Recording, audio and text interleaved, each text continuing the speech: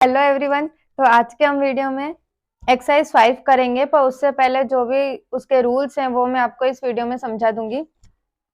तो यहाँ पे सबसे पहला है y equals to x raise to n है। तो y जब भी हो तो आपको डिफरेंशिएशन करते टाइम आपको ये लिखना है dy अपॉन में dx, और x रेज टू n है तो उसका क्या लिखोगे n x n minus one. जैसे कि आपका यहाँ पे है 5 x रेज टू 5 है, ठीक है।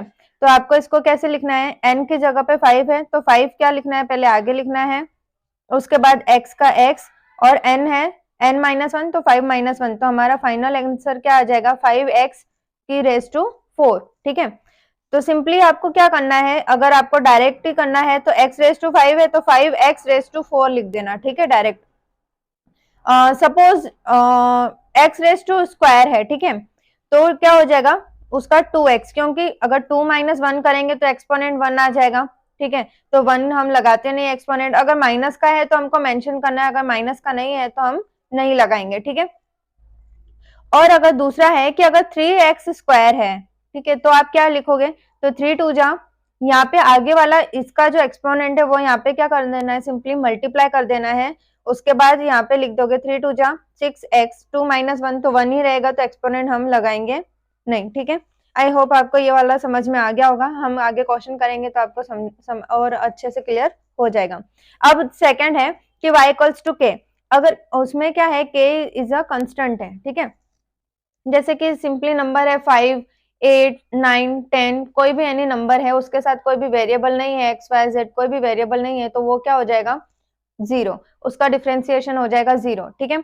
तो dy अपन में dx सिंपली क्या हो जाएगा आपका जीरो, उसका कुछ भी आपको यूज नहीं करना है। उसके बाद है थर्ड कि u और v जो भी दो हैं दिए हुए हैं, u और v बीच में उनका प्लस या माइनस हो तो आपको ऐसे लिखना है du अपन में dx प्लस माइनस dv अपन में dx, ठीक है। उसके बाद है y u multiply by v, तो u और v अगर मल्टीप्लाई में हो, दोनों के बीच अगर मल्टीप्लीकेशन का रिलेशन हो, तो u डॉट dv अपॉन में dx plus v dot du upon में dx लिखना है।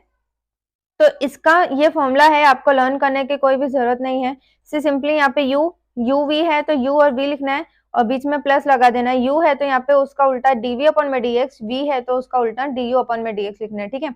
उसके बाद है y equals to u upon में v, अगर अपॉन में है तो फॉर्मूला ये वाली लगेगी v, यहाँ पे मल्टीप्लाई में u पहले था तो डिवाइड में सिंपली v आ जाएगा, मल्टीप्लाई में प्लस था तो यहाँ पे सिंपली माइनस आ जाएगा। उसके बाद v का उल्टा du अपॉन में dx एंड u का उल्टा dv अपॉन में dx, और अपॉन में पूरा v का स्क्वायर, ठीक है।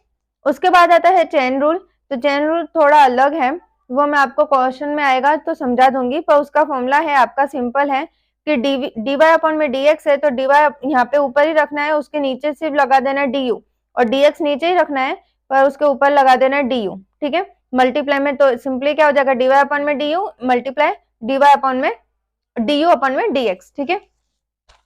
उसके बाद आता है, इसमें सिर्फ दो चीजें याद रखनी पड़ेगी कि y है तो dy अपॉन में dx लिखना है आपको, ठीक है। और अगर सेकेंड टाइम का डिफरेंशिएशन निकालना है, सेकेंड ऑर्डर निकालना है, तो डी स्क्वायर वाई अपॉन में डी एक्स स्क्वायर लिखना है, ठीक है। और अगर क्वेश्चन में एफ ऑफ एक्स वाला क्वेश्चन है तो उसका एफ ऑफ एक्स का डिफरेंशिएशन फर्स्ट टाइम निकालोगे तो एफ डैश एक्स लिखना है, अगर सेकेंड टाइम निकाल रहे हो तो एफ डबल डैश एक्स लिखना है, ठीक है। उसके बाद है method of obtaining maximum minimum values of a function. अब फंक्शन निकालने का है, मैक्सिमम मिनिमम वैल्यू हमारे ऑब्टेन करनी है, तो उसके 5 स्टेप्स हैं। यहाँ पे मैंने सिंपली आपको 5 स्टेप्स में पूरा क्लियर हो जाएगा कि मैक्सिमम मिनिमम वैल्यू फंक्शन की कैसे निकालेंगे।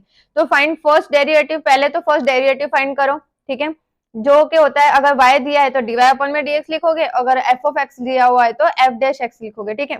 उसके बाद dy अपॉन में dx जो भी आपकी है ना, जो भी वैल्यू आई है, जो भी डिफरेंशिएशन का जो भी डेरिवेटिव आया है उसको इक्वल्स टू में 0 लिख देना है। उसके बाद वैल्यू x की फाइंड करनी है, ठीक है। Find the second order derivative, उसके बाद x की वैल्यू फाइंड कर दी तो सेकंड ऑर्डर आपको डेरिवेटिव फिर से फाइंड करना है, ठीक है, जो कि अगर y दिया है तो डी स्क्वायर वाई लिखना है और अपॉन में dx स्क्वायर, और अगर f ऑफ x दिया है तो f डबल डैश x, ठीक है। उसके बाद put the value in the second order derivative, और उसके बाद जो भी ये जो सेकंड ऑर्डर का जो आया, जो भी डेरिवेटिव आया उसमें x की जो भी यहाँ पे वैल्यू आई थी ना वो यहाँ पे पुट कर देनी है, ठीक है। उसके बाद फिफ्थ स्टेप है कि putting this value of x in the given function. उसके बाद जो भी ये जो फिर से x की वैल्यू है, जो हमारा क्वेश्चन है, फंक्शन का जो क्वेश्चन है उसमें ये वैल्यू फिर से पुट कर देनी है, ठीक है। और वैल्यू पुट कर दी तो उसमें उसके बाद क्या होगा कि if the function is increasing at x equals to a, तो अगर f ग्रेटर देन है जीरो से, जो हमारा जो x इक्वल्स टू है वो ग्रेटर देन है जीरो से, तो हमारा जो फंक्शन है वो क्या हो जाएगा, इंक्रीजिंग। और अगर लेस देन है, जीरो से लेस देन है, तो वो क्या हो जाएगा, डिक्रीजिंग। ठीक है, उसके बाद कुछ सम्स आते हैं मार्जिनल इनकम और मार्जिनल कॉस्ट के रिलेटेड।